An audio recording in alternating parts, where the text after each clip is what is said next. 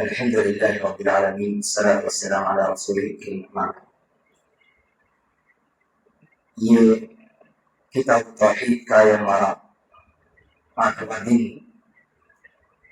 توحید کے درس اور بیان سنتے ہوئے انشاءاللہ آج شرک کا آغاز کیسے ہوا اور شرک امت محمدیہ میں کیسے پھیلا اس کے بارے میں بات کریں گے. باب ما جاء ان سبب کفر بنی آدم وترکهم دینهم والغلو فی الصالحین، یعنی بنی آدم میں کفر آنے اور دین کے چلے جانے کا سبب نیک لوگوں کے بارے میں غلو اختیار کرنا، غلو کرنا، یہ شرک آنے کا سبب بنا. قرآن مجید کی آیت میں اللہ نے کہا، سورہ مائدہ آیت نمبر 77، یا اہل الکتاب لا تغلوا فی دینکم، اے اہل کتاب اپنے دین میں غلو مت کرو، غیر الحق، حق کے علاوہ باتیں مت بولو، جو حق ہے جو صحیح ہے وہی بولو. ولا تتبعوا اهواء قوم قد ضلوا من قبل، جو اس سے پہلے جو قوم گمراہ ہو چکی ہے، بھٹک چکی ہے، ان کی پیروی مت کرو. واضلوا كثيرا، اور وہ قوم دوسروں کو بھٹکا چکی ہے. وضلوا عن سواء السبيل، اور وہ قوم خود سیدھے راستے سے بھٹک چکی ہے. تو اللہ تعالیٰ نے قرآن مجید میں یہودیوں کی اتباع کرنے سے اور ان کی پیروی کرنے سے منع کیا ہے. ایک اور حدیث کہ یہ آیت ہے سورہ نوح کی آیت نمبر 23. آیت یہ ہے کہ لا تذرن آلہتکم، وقالوا لا تذرن آلہتکم ودا ولا سواعا ولا یغوث ویعوق ونسرا. اے لوگوں، تم اپنے معبودوں کو نہ چھوڑو، اور نہ ہی تم ود کو، سواع کو، یغوث کو، یعوق کو اور نسر کو نہ چھوڑو. یہ کون لوگ تھے؟ ود، سواع، یغوث، یعوق، نسر، یہ کون لوگ تھے؟ حضرت عبداللہ ابن عباس رضی اللہ تعالیٰ عنہ بیان کرتے ہیں کہ هذه اسماء رجال صالحین من قوم نوح، نوح علیہ السلام کی قوم کے نیک لوگ تھے. نوح علیہ السلام کی قوم کے نیک لوگ تھے جن کے نام اوپر آیت میں بیان کیے گئے، یعنی ود، سواع، یغوث، یعوق، نسر.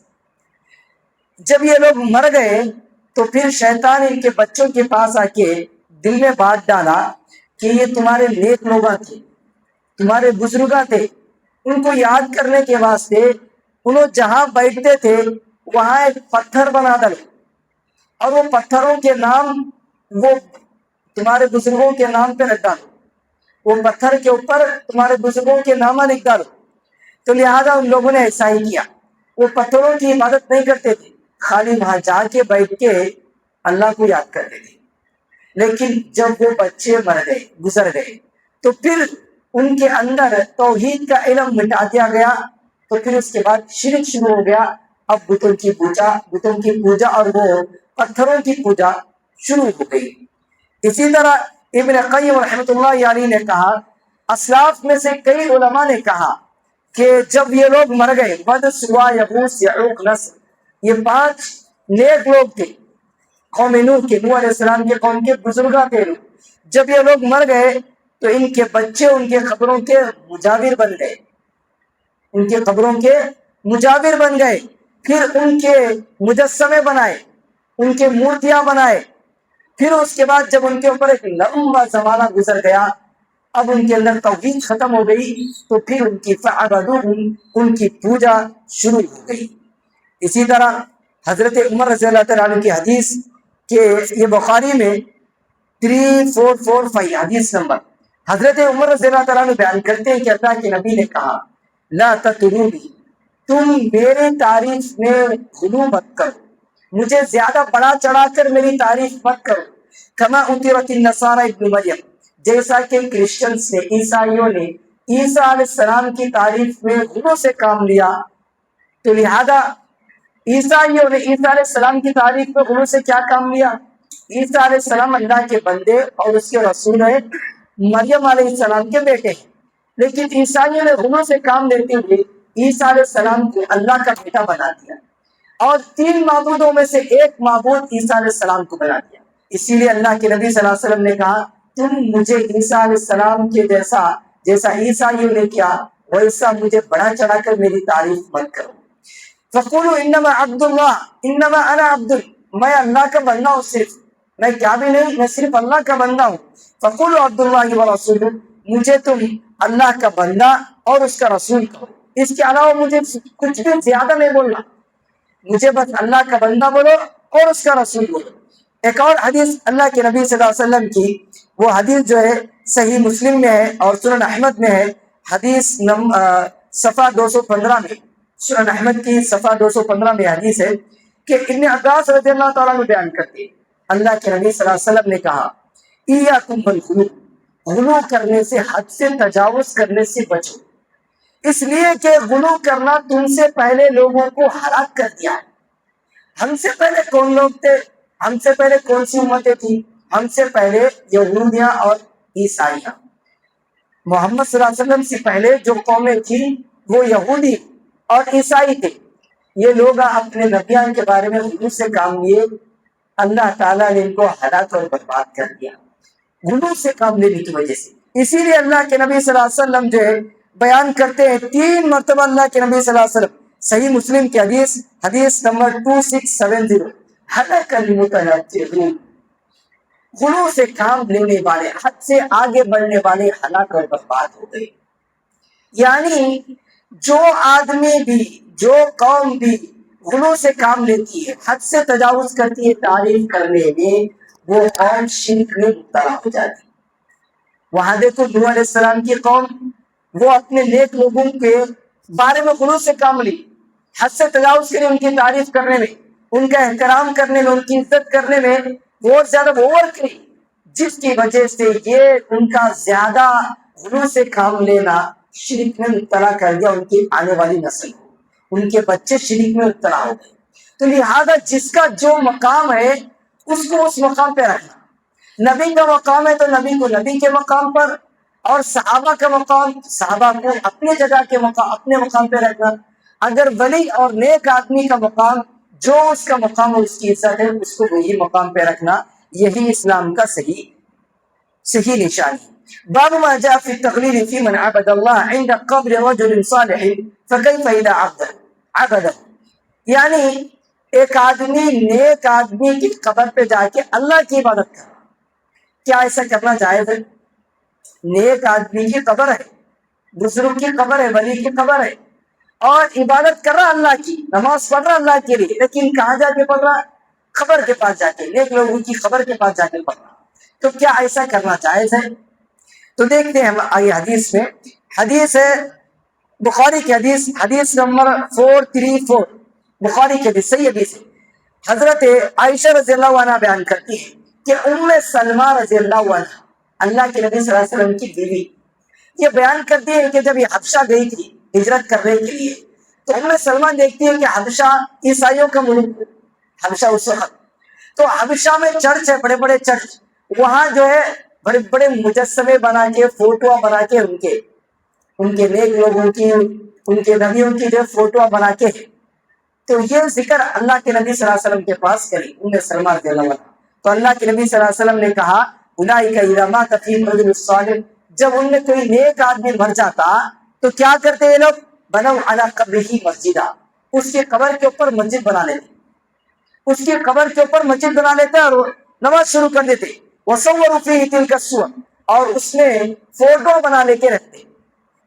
کیا کرتے ہیں؟ چرچ میں عبادت خانے میں جاؤ ان کی عبادت کرتے، اس عبادت خانے میں فوٹو بنا کے رکھتے، یہ چیز کرتے تھے۔ اسی لیے اولئک شرار الخلق عند اللہ، پوری مخلوق میں، پورے انسانوں میں بدترین لوگ ہیں۔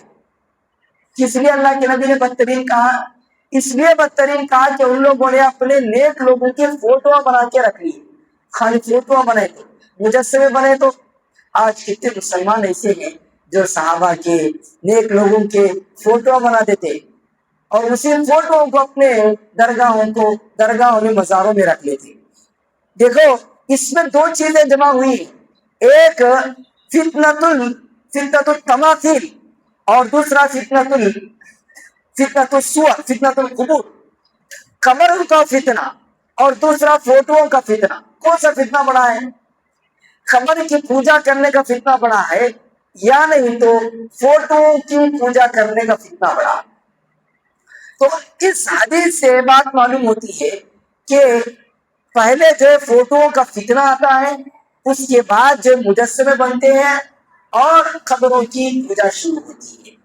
یہی چیز کو آگے ایک اور حدیث میں اللہ کے نبی صلی اللہ علیہ وسلم کی حدیث، بخاری کی حدیث، حدیث نمبر 435، صحیح حدیث ہے، کہ بیان کرتے ہیں کہ اللہ کے نبی صلی اللہ علیہ وسلم کی جب موت کا وقت قریب آیا، اللہ کے نبی جان کبھی کے عالم میں، سکرات کے عالم میں، اللہ کے نبی صلی اللہ علیہ وسلم کی پریشانی، اور اللہ کے نبی صلی اللہ علیہ وسلم کی پیشانی کے اوپر بل پڑ گئے، ایسے جھنڈیاں پڑ گئے، اور پیشانی کے اوپر جو اللہ کے نبی کی پسینہ آنے لگا، تو اللہ کے نبی صلی اللہ علیہ وسلم کے بازو کو ایک پانی کا لوٹا رکھا گیا تھا۔ اللہ کے نبی صلی اللہ علیہ وسلم اپنے چہرے کے اوپر سے کپڑا ہٹاتے، چادر ہٹاتے، بستر ہٹاتے، اور اس میں پانی میں ہاتھ ڈال کے اپنے منہ پر چھیڑ لیتے۔ پھر اللہ کے نبی صلی اللہ علیہ وسلم کی جان چلی کے سختی کے عالم میں اللہ کے نبی صلی اللہ علیہ وسلم نے کہا لعنت اللہ علی الیہود والنصارى، اللہ یہود اور نصارہ کے اوپر لعنت بھیجے۔ کیوں؟ اتخذوا قبور انبیائہم مساجد، ان لوگوں نے اپنے نبیوں کی قبروں کو مسجد بنا دیا۔ اس کے بعد اللہ کے نبی صلی اللہ علیہ وسلم، اس کے بعد یہ حدیث ہو گئی، ختم ہو گئی۔ حضرت عائشہ رضی اللہ عنہ بیان کرتی، یہ حدیث بیان کرنے والی آپ صلی اللہ علیہ وسلم کی بیوی حضرت عائشہ، یہ حدیث کب بیان کر رہے؟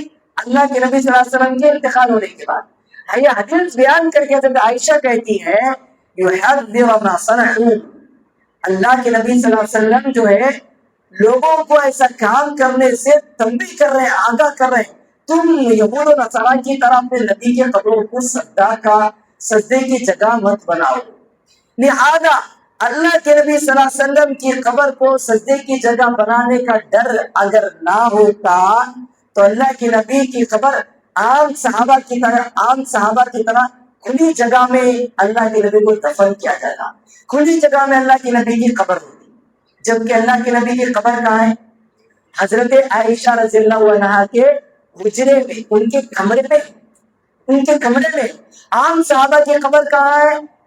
وہ جو ہے بقیع میں ہے، بقیع قبرستان میں، کھلے میدان میں ان کی قبریں ہیں، جبکہ نبی کی قبر ایک کمرے میں بند ہے۔ کیوں قبر اللہ کے نبی کی صلی اللہ علیہ وسلم کی قبر ایک کمرے میں بند ہے؟ وہ اس لیے کہ صحابہ کو جو ہے اللہ کے نبی کی قبر کی پوجا نہیں کرتے، صحابہ سے یہ انکار نہیں ہے، کیونکہ صحابہ توحید میں بہت زیادہ بڑھ کے تھے۔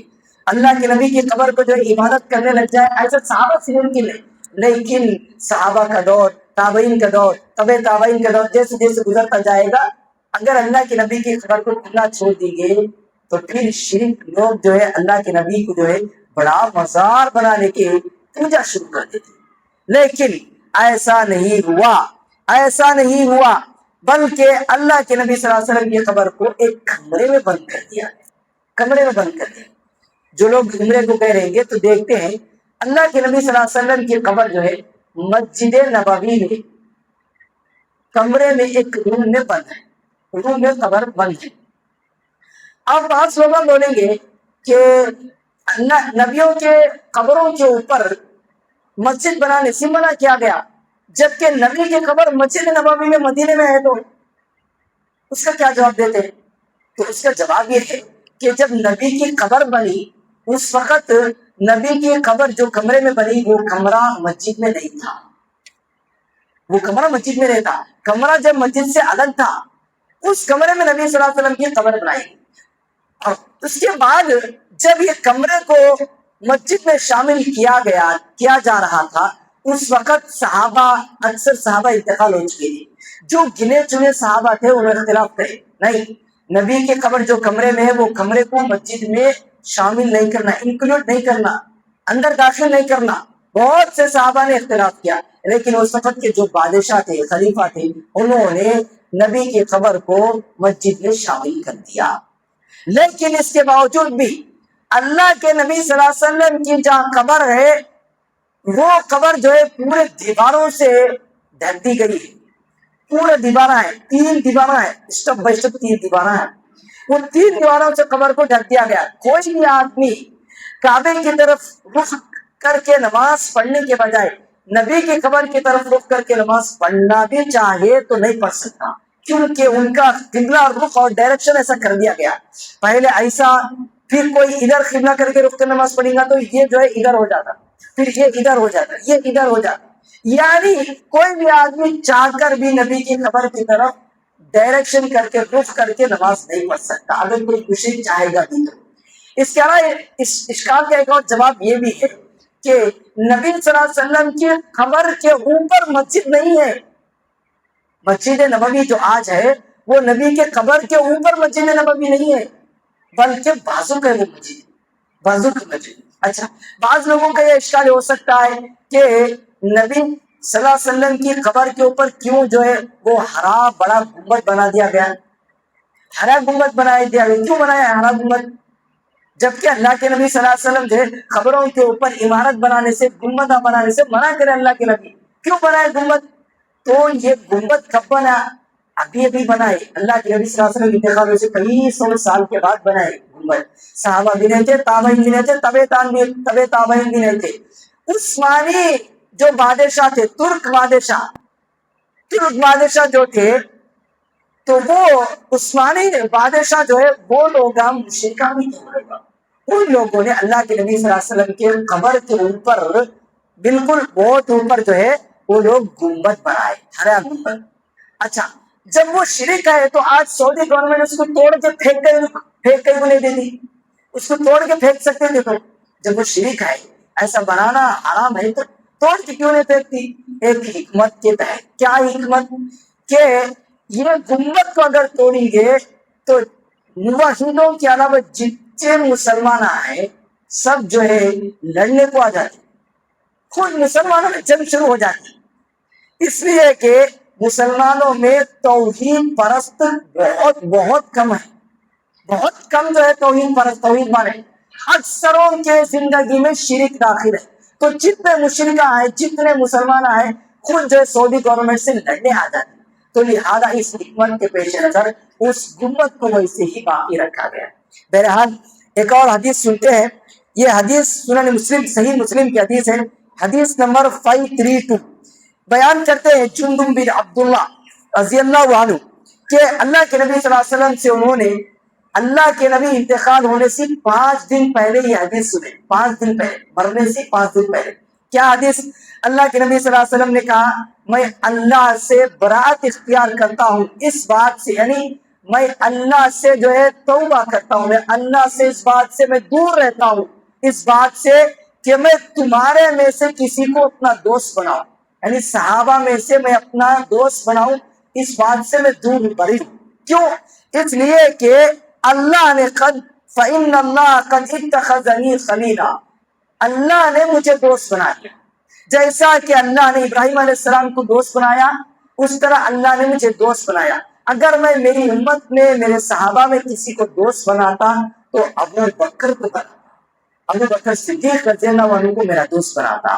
تو لہٰذا اس کے بعد اللہ کے نبی صلی اللہ علیہ وسلم نے کہا آگاہ رہو، یاد رہو، دور رہو، تم سے پہلے لوگ اپنے نبیوں کی قبروں کو اوپر، نبیوں کی قبروں کے اوپر مسجد بنا لیتے تھے.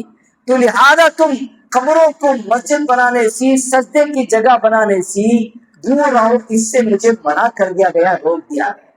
مسجد کون سی جگہ ہوتی؟ سجدہ کرنے کی جگہ. ساری زمین کہاں بھی نماز پڑھ سکتی بھائی، نماز کہیں بھی پڑھ سکتے، لیکن جہاں قبر ہے وہاں نماز پڑھنے سے بھی روک دیا گیا. قبروں کے پاس نماز پڑھنے سے بھی روک دیا گیا، سجدہ کرنے سے بھی روک دیا گیا اللہ کے نبی صلی اللہ علیہ وسلم کے حدیث کے مطابق. تو لہذا اللہ کے نبی صلی اللہ علیہ وسلم اپنے مرنے سے پہلے ہی قبروں کے پاس سجدہ کرنے سے منع کر دیا. اسی طرح اللہ کے نبی صلی اللہ علیہ وسلم جو ہے قبروں کے پاس نماز پڑھنے سے بھی منع کر دیا. اگرچہ کہ قبر کے پاس نماز اللہ کے لیے پڑھ رہے ہیں، لیکن قبر کے پاس پڑھنے سے منع کر دیا گیا. نماز اگر پڑھنا ہے قبر کو چھوڑ کر کہیں دوسری جگہ بھی پڑھ سکتے ہیں. تو لہذا تمام حدیثوں سے بات معلوم ہوتی ہے کہ خبر کے پاس اگرچہ کہ نیک لوگوں کی خبر کے پاس جا کے نماز بھی پڑھے ہوں تب بھی جو ہے منع ہے. اور خبروں کو مسجد بنانے سے اللہ کے نبی صلی اللہ علیہ وسلم نے منع کیا. ایک اور باب ما جاء ان الغلو فی قبور الصالحین یصیر اوثانا تعبد من دون اللہ. یعنی نیک لوگوں کی قبروں کے بارے میں اتنا زیادہ حد سے غلو سے کام لینا کہ اس کو بت بنا ڈالنا، اس کو جو ہے مورتی بنا ڈالنا اور اس کی عبادت کرنا، یہ کیسا ہے؟ ایک حدیث ہے، صحیح حدیث معطا، حدیث کی کتاب کا نام ہے معطا. امام مالک رحمۃ اللہ علیہ نے وہ حدیث کی کتاب لکھی. صفحہ نمبر 140 پر ایک میں یہ حدیث ہے کہ رسول اللہ صلی اللہ علیہ وسلم نے کہا اللہم لا تجعل قبری وثنا یعبد. اللہ سے دعا کرے اللہ میری قبر کو ایسی بت کی جگہ نہ بنا کہ لوگ میرے مرنے کے بعد میری قبر کو بت بنا لے، مزار بنا لے اور اس کی عبادت شروع کر دے. اشتد غضب اللہ علی قوم اتخذوا قبور انبیاء مساجدا. اللہ کا غصہ اور غضب نازل ہوتا ہے ان لوگوں پر جو اپنی نبیوں کی قبروں کو مسجد بنا دیتے. اللہ کے نبی دعا کرے کیا بول کے اللہ تم میری قبر کو میرے جانے کے بعد بت اور مزار کی جگہ نہ بنا لے، میری قبر کو اللہ کو بچا لے، اس لیے کہ میرے سے پہلے جتنے نبیاں گزرے ان کی خبروں کو یہ یہودیاں، یہ کرسچن، یہ عیسائیاں، یہ خبر بڑی بڑی خبریں اور اس کے اوپر مسجدیں بنا لی ہیں. اسی لیے ایک اور حدیث ابن جریر طبری تفسیر کی کتاب ہے اس میں لکھتے ہیں، یہ جو ہے تفسیر ابن جریر، تفسیر ابن جریر میں صفحہ نمبر 40 اور 40 اس میں ابن جریر طبری یہ بیان کیا ہے کہ ٹھیک اسی طرح مکے میں ایک آدمی تھا لات. افرائیتم اللات والعزی، کیا تم لات اور عزی کو بھی معبود بنا لیا ہے؟ کیا سمجھ رکھتے ہو تم؟ تو اس آیت کی تعریف ابن جریر طبری نے اس آیت کی تفسیر میں کہا کہ لات جو ہے مکے میں ایک آدمی تھا، نیک آدمی تھا. انہیں کیا کرتا تھا جو حاجی حج کرنے کے لیے آتے ان کو ستو کہتا ہے، وہ ستو کیا آتے ان کو کھجور میں ملا کو مکس کر کو اچھا اس کو مٹھے کے جیسا بنا کو ایک شربت بنا کو اچھا بنا کو حاجیوں کو دیتا تھا، حاجیوں کو کھلاتا اور پلاتا تھا. جب انہیں مر گیا تو لوگوں نے ان کی قبر کے اوپر جا کے مجاہدے بن گئے. اس کی خبر کو جا کے لوگ اس کی خبر کے اوپر جا کے دعائیں کرنے لگے، اس کی خبر پہ جا کے سجدے کرنے لگے، اس کی خبر کے مجاہد بن گئے. لہذا ابن عباس رضی اللہ تعالیٰ عنہ کی تفسیر میں بھی یہی بات وارد ہوئی ہے. تو لہذا نیک لوگوں کی خبروں کے بارے میں غلو سے کام لینا شرک تک پہنچا دیتا ہے، انسان آدمی کو شرک تک پہنچا دیتا. دیکھو اسٹارٹنگ جو ہے شرک کیسے اسٹارٹ ہوا؟ نیک لوگوں کی خبروں کے بارے میں غلو سے کام لینے سے.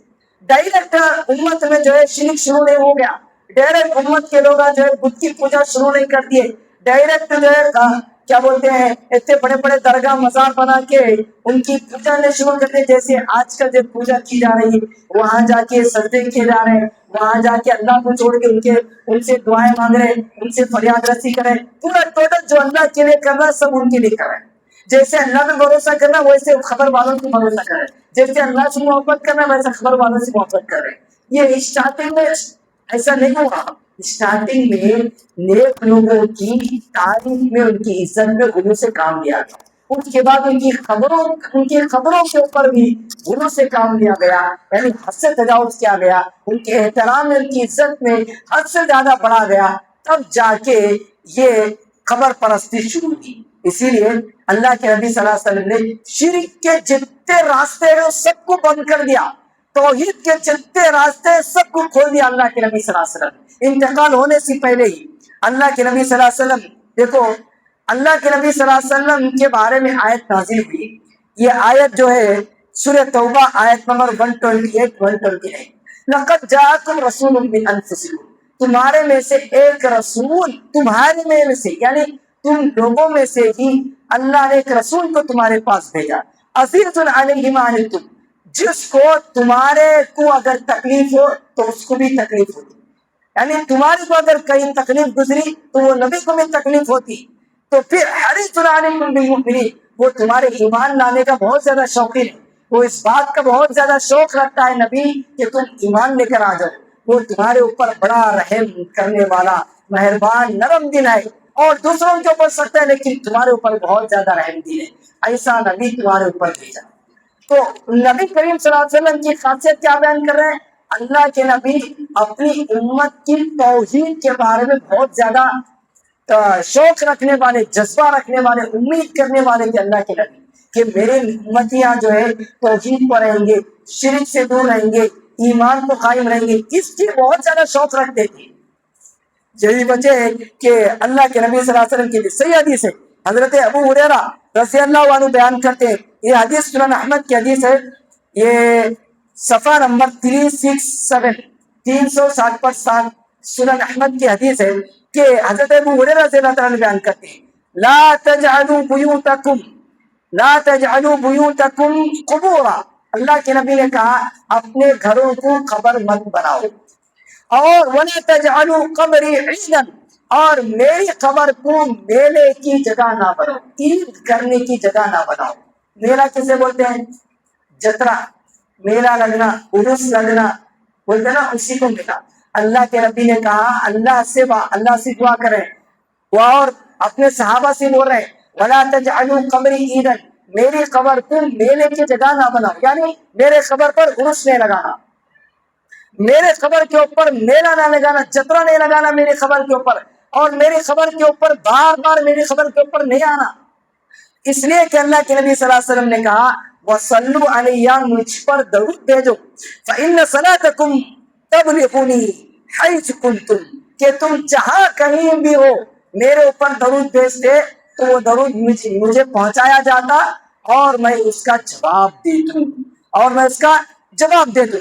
لہذا مفسرین بیان کرتے ہیں کہ اللہ تعالیٰ لوگوں میں فرشتوں کو پھیلا دیا ہے، جہاں کہیں جو بھی محمد صلی اللہ علیہ وسلم بول کر جو لوگ بھی آپ صلی اللہ علیہ وسلم پر درود بھیجتے ہیں وہ فرشتے فوراً درود دے کر نبی کے اوپر بھیجتے ہیں.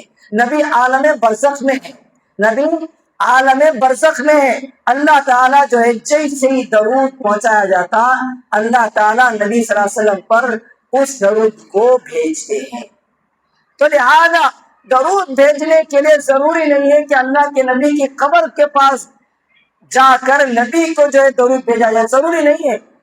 دنیا میں کہاں سے بھی درود بھیجیں گے اللہ کے نبی صلی اللہ علیہ وسلم کو درود پہنچ جاتا. لہٰذا جو مشرکہ اللہ کے نبی کے اوپر درود بھیجنے کے لیے بار بار جو مدینے کو جاتے، بار بار عمرے کر کے جو ہے نبی کریم صلی اللہ علیہ وسلم کی قبر کو جا کر وہاں نبی کے اوپر درود بھیجنے کی کوشش کرتے ہیں، یہ عمل بدعت ہے. یاد رکھو 3 مسجد ایسے ہیں جن کی طرف ہمیں سفر کا ارادہ کر سکتے، ایک مکہ، دوسرا مدینہ مسجد نبوی، تیسرا مسجد اقصی. تو اس میں جو مدینے کی مسجد ہے، مسجد کی طرف جو ہے سفر کرنے کا ارادہ کر سکتے ہیں. مسجد میں موجود نبی کی قبر کو دیکھنے کے واسطے، نبی کی قبر کی زیارت کے واسطے سفر نہیں کر سکتے. نبی کی خبر دیکھنے جائیں گے بول کر یہاں سے سفر کا ارادہ نہیں کر سکتے، حرام ہے، جائز نہیں ہے. جو لوگ ایسا کرتے ہیں بدعتی ہیں، بدعت میں ملوث ہیں. لہذا جب کوئی آدمی گیا اور جا کر مدینے میں جا کر مسجد نبوی میں نماز پڑھ لیا اور نماز پڑھ کے اسے آ گیا تو بھی کوئی بات نہیں.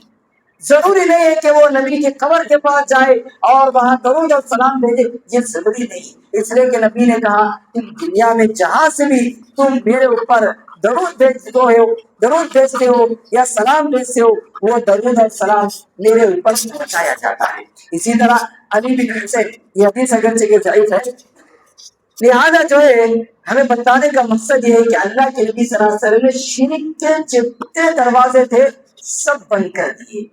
شرک جو ہے شروع ہو سکتا ہے، خبروں سے شروع ہو سکتا بول کر اللہ کے نبی صلی اللہ علیہ وسلم فوراً خبروں کی پوجا کرنے، خبروں کے اوپر عمارت بنانے یا خبروں کے اوپر مزار بنانے سے اللہ کے نبی روکتے ہیں. اسی طرح نیک لوگوں کی خبروں کو بھی جو ہے حد سے زیادہ بڑھ کر ان سے کام لینے سے بھی شرک پیدا ہو سکتا، اللہ کے نبی اس سے بھی رکا کرے۔ اسی طرح شرک اللہ کے نبی کی خبر سے بھی شرک شروع ہو سکتا، اللہ کے نبی صلی اللہ علیہ وسلم نے یہ بھی بتا دیا، یہ بھی روک دیا کہ میری خبر کو شرک کا اڈا نہ بناؤ، میری خبر کو شرک کا جو ہے میرا مت بناؤ، اس سے بھی اللہ کے نبی رکا دیے۔ بہرحال شرک کے جتنے راستے ہیں ان تمام راستوں سے اللہ کے نبی صلی اللہ علیہ وسلم اپنے امتیوں کو روک دیے ہیں۔ تو لہذا جو کوئی آدمی اپنے نیک لوگوں کی، پیروں کی، ولیوں کی، بزرگوں کی خبروں کے اوپر بڑے بڑے مزارہ بنا لیے، بڑے بڑے درگاہ بنا لیے اور اس کی پوجا کر رہے ہیں، یا وہاں جا کر اللہ سے دعا کرنے کے بجائے ان سے فریاد رسی کر رہے، ان سے پوچھ رہے، تو وہ کھلم کھلا شرک ہے۔ کھلم کھلا جتنے درگاہ اور جتنے مزارہ ہیں، جتنے یہ اڈے ہیں، سارے شرک کے اڈے، سارے شرک کے اڈے۔ کھلم کھلا نبی کریم صلی اللہ علیہ وسلم جس شرک سے اپنی امت کو آگاہ فرمائے، وہی شرک میں ہماری امت ملوث ہے۔ یہ اتنا بڑا شرک ہے کہ اسی شرک پر بغیر توبہ کے اگر انتقال ہو گیا تو اللہ تعالیٰ نے کہا وَمَن يُشْرِكْ بِاللَّهِ فَقَدْ حَرَّمَ اللَّهُ عَلَيْهِ الْجَنَّةَ، جو شرک کرے گا اللہ اس کے اوپر جنت حرام اور اس کا ٹھکانہ ہمیشہ کے لیے جہنم۔ اللہ تعالیٰ سے دعا ہے کہ اللہ تعالیٰ ہم میں سے ہر ایک کو ہر قسم کے شرک سے ہماری حفاظت فرمائے، جب تک ہمیں باقی رکھے اللہ تعالیٰ توحید پر قائم دائم رکھے۔ جب ہمارا خاتمہ ہو تو کلمہ توحید، کلمہ لا الہ الا اللہ محمد رسول اللہ پر ہمارا خاتمہ ہو، توحید پر ہمارا خاتمہ ہو، خاتمہ بالخیر ہو، کتاب و سنت پر عمل کرتا ہوا اور کتاب و سنت پر باقی رہتے ہوئے اللہ تعالیٰ ہمارا خاتمہ ہو، آمین۔ وآخر دعوانا ان الحمد للہ رب العالمین، سبحان اللہ وبحمدہ، سبحانک اللہم وبحمدک، اشہد ان لا الہ الا انت، استغفرک واتوب